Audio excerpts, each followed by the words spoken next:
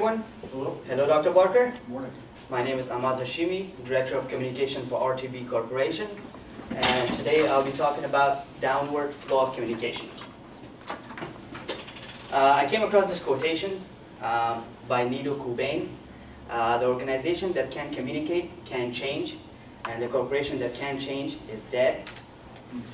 That's a strong one. What we are going to cover today is why RTB Corporation employees are disloyal to their organization, why there's lack of commitment helping RTB achieve its goals, and why it costs RTB billions of dollars in quality defect, rework, and repair cost. According to research, we found out that 70% of managers have problem with a downward communication. So what is downward communication? Downward communication is a top-to-down communication. It's basically flow of information from managers to employees. 80% of information is lost after traveling downward through 5 layers of management. Our recent research shows that organizations with committed employees were 50% more productive than organizations where employees were not committed. And 80% of employees polled in US and UK said that internal communication influences their desire to stay with or leave an organization. So channels. Channels plays an important role in internal communication. The most common one is face-to-face. Basically speech, team meetings, social event and gatherings. Print, usually used for memos, brochures, policy manuals, posters. And electronic channels are email, voicemail, podcast, blogs, internet, video conferencing. So my recommendations for RTB Corporation is send information in the language that employees understand and provide information in the channels that they use and trust the most. So Dr. Barker, it usually depends what kind of information we are sending. It's always a good idea to send information face-to-face because it's very effective, and also hand employees and managers a print with it also. So in this way, our information is not lost in layers, and plus employees and managers have something to go back later if they have any questions. Managers need to leave their offices and go to employee workstations to have more communication with employees. In this way, managers and employees will feel comfortable communicating with each other.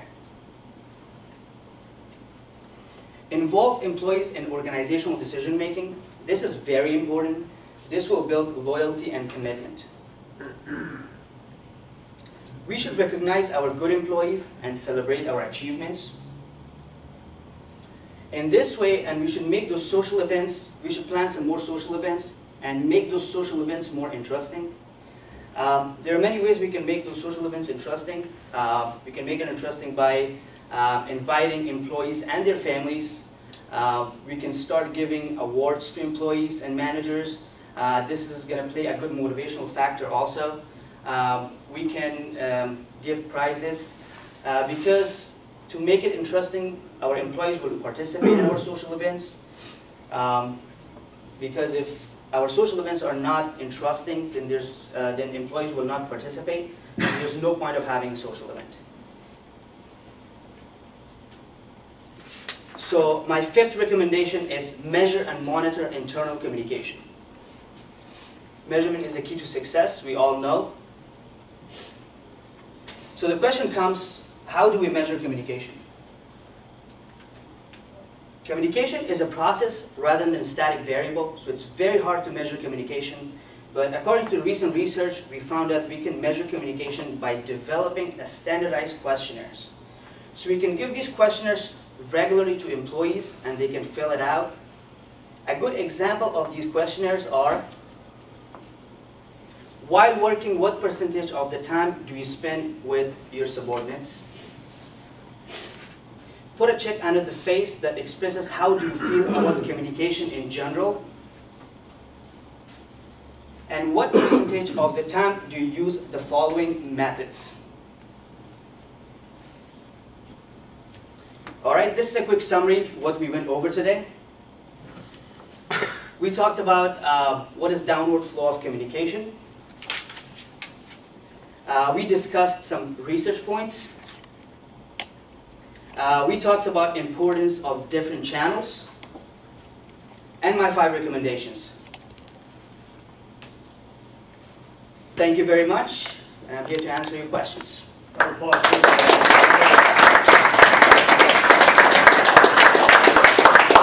Questions of our expert on downward communication, folks.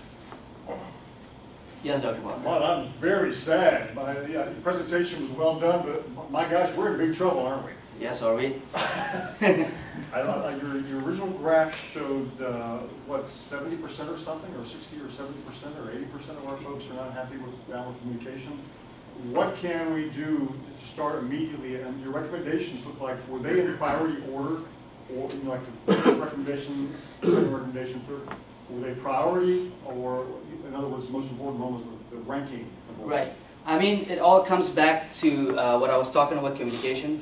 My first recommendation, first it matters how do we communicate with our managers and employees, and after this it comes that how do we treat them.